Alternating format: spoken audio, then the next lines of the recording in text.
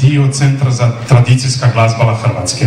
Oni će nam izvesti 3 tradicijske skladbe u obradi Stjepana Večkovića, i to su Oj Gajdašu, zatim Udanac koji je u obradi Antona Božića i Gajdaško i Vilinsko kolo također u obradi Stjepana Večkovića. Pa poslušajmo ih.